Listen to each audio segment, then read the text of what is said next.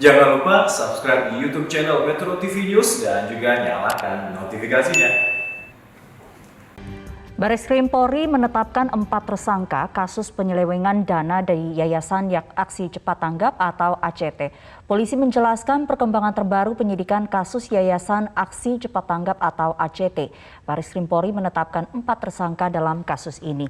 4 orang yang ditetapkan sebagai tersangka yakni Ahyudin, pendiri dan mantan Presiden ACT, Ibnu Hajar, Presiden ACT yang menjabat saat ini, Haryana Hermain, salah satu pembina ACT, dan Novaryadi Imam Akbari yang merupakan anggota pembina periode di kepemimpinan Ahyudin. Polisi mengatakan para tersangka dijerat dengan pasal berlapis, diantaranya KUHP, Undang-Undang Informasi dan Transaksi Elektronik, Undang-Undang Yayasan, dan Undang-Undang Tindak Pidana Pencucian Uang atau TPPU.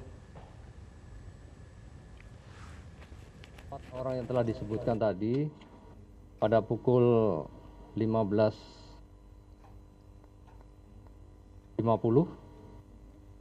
Indonesia bagian Barat telah resmi ditetapkan sebagai tersangka.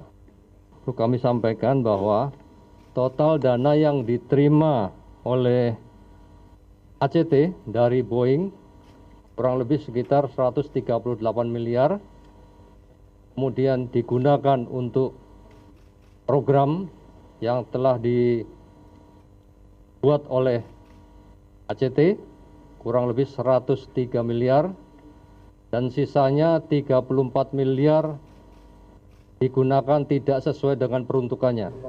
Penyidik Direktorat Tindak Pidana Ekonomi Khusus Bareskrim Polri akan memeriksa 4 tersangka kasus penggelapan dana donasi Yayasan Aksi Cepat Tanggap atau ACT pada Jumat pekan ini. Para tersangka berpotensi untuk ditahan usai pemeriksaan. Informasi selengkapnya akan disampaikan Marcelina Tumundo langsung dari Bareskrim Polri Jakarta.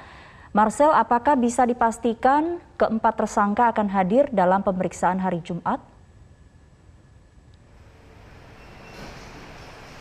Sumi, sejauh ini belum bisa dipastikan apakah keempat tersangka ini akan hadir atau tidak pada pemeriksaan Jumat pekan ini. Tetapi yang pasti penyidik hari ini mengirimkan surat penetapan tersangka serta surat panggilan pemeriksaan yang dijadwalkan tanggal 29 Juli atau hari Jumat siang mendatang. Apabila nantinya setelah dikirimkan surat panggilan pemeriksaan ini tersangka tidak hadir pada panggilan pertama, maka penyidik dapat mengirimkan surat panggilan secara tertulis yang kedua. Tapi jika tersangka kemudian mangkir lagi di panggilan yang kedua, maka penyidik dapat melakukan upaya paksa terhadap para tersangka untuk mengikuti pemeriksaan. Terkait dengan penahanan, penyidik sejauh ini belum bisa memastikan apakah keempat tersangka ini semuanya akan langsung ditahan usai pemeriksaan. Setidaknya ada beberapa pertimbangan yang dapat digunakan oleh penyidik untuk nantinya memutuskan apakah para tersangka ini akan langsung ditahan setelah pemeriksaan atau tidak.